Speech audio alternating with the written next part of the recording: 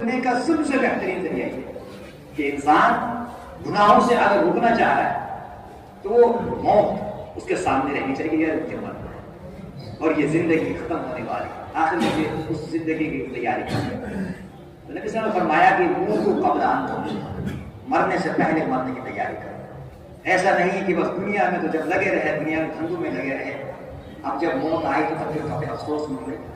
اب بھائی یہ کیا ہوا؟ قیامت میں سوال ہونے، قبر میں ہی سوالات شروع ہو جائے۔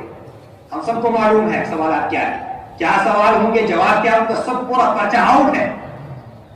اور لہٰذا جب پرچہ آؤٹ ہو جائے، اگر کسی کو پتا چلے پرچہ لیک ہو گیا، بہت چل رہا ہے اس کا، اگر کسی کو پتا چل جائے کہ بھائی پیپر میں یہ چیزیں پوچھی جائیں گی، وہ کتنی تیاری کرے گا؟ وہ تو باقی ساری چیزیں چھوڑ کے دن رات انہیں جو سوالات آنے ہیں انہیں کا جواب وہ تیار کرے گا۔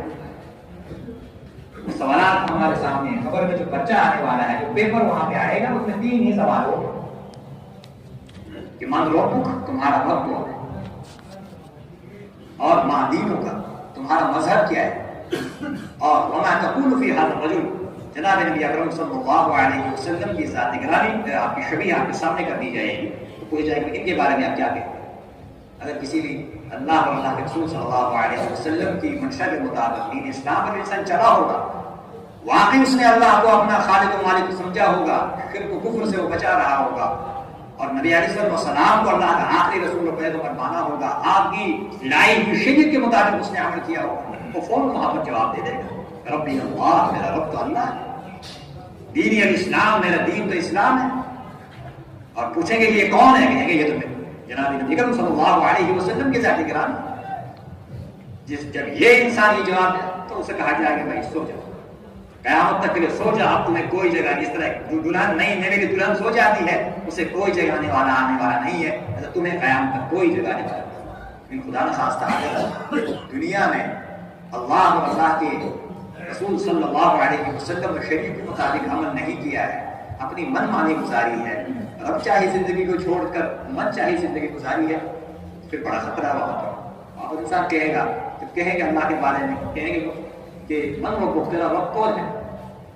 یہی کہے گا وہاں پر ہائے ہائے اللہ آدمی، مجھے تو معلوم ہی نہیں، تیرا دین کیا ہے، وہ کہے گا اللہ ہائے ہائے اللہ آدمی، مجھے کچھ بھی معلوم ہے، نبی اسلام کے بارے میں مجھے یہ کون ہے، اگر نبی اسلام کی شریعت کے مطابق عمل نہیں کیا